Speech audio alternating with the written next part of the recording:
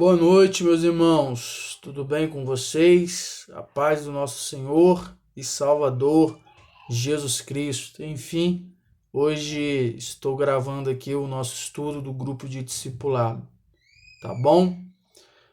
Acompanhe aí pela revista e qualquer dúvida depois coloque lá no nosso grupo no WhatsApp, tá joia? Vamos fazer uma oração e em seguida nós vamos ler e conversar um pouco hoje sobre o tema da graça. Senhor, nosso Deus e nosso Pai Celeste, nós te agradecemos por essa oportunidade maravilhosa de estudarmos a Tua Palavra e de receber a iluminação do Teu Espírito Santo. Abençoa a vida dos meus irmãos, para que juntos possamos compreender a Tua Palavra. Em nome de Jesus Cristo. Amém.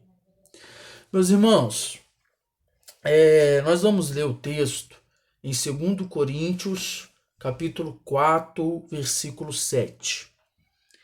O texto diz assim: Temos, porém, este tesouro em vasos de barro, para que a excelência do poder seja de Deus e não de nós. Quem escreveu esse texto foi o apóstolo Paulo. E quando ele fala de barro, esse barro representa as nossas vidas, né? Nós somos este barro com precariedade, com limitação, com dificuldade, e nós não temos então nenhum poder, nenhum mérito para realizar absolutamente nada. Mas o tesouro de Deus que foi colocado dentro de nós, este tesouro gera uma vida transformada, vivificada, né? Regenerada pelo poder do Evangelho e do Espírito Santo. Amém? A nossa vida de discípulo, né? Ela está sustentada pela graça de Jesus Cristo. Essa graça que é o favor de Deus, né? E este favor, nós poderíamos dizer que é sua generosidade, sua bondade, sua benevolência, o dom que Deus concede a cada um, ou seja, é um presente, é uma graça que nós não merecemos. Aquilo que nós merecíamos é anulado por essa graça, né? Gerando então a misericórdia de Deus que perdoa os nossos pecados. E é pela graça de Deus que nós recebemos as bênçãos de Deus e não por barganha ou por qualquer outra coisa. As bênçãos de Deus, que é o seu favor, que é a sua graça, é resultado de sua graça, não de barganhar com Deus. E essa graça, né, é o amor de Deus agindo sobre a humanidade, sobre o ser humano. E este amor, a gente poderia citar João, capítulo 3, versículo 16. Este amor está na entrega, no sacrifício, na morte do seu filho, né, em favor da humanidade. Depois você lê este texto aí na sua casa. João, capítulo 3, versículo 16.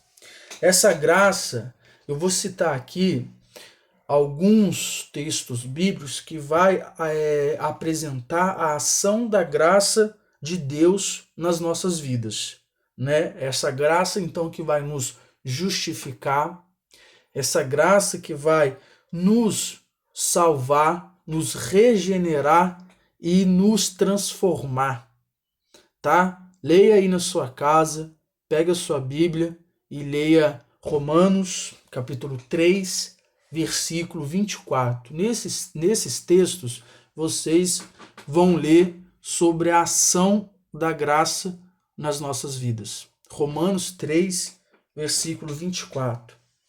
Leia também Efésios, capítulo 2, do versículo 8 até o versículo 10.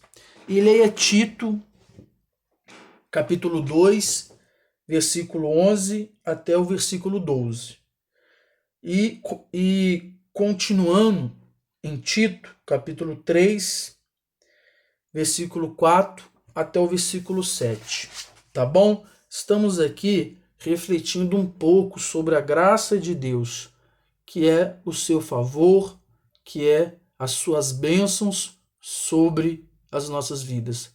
Algo que nós não merecemos, mas recebemos pelo teu amor a nós, pelo amor de Deus que Ele tem conosco.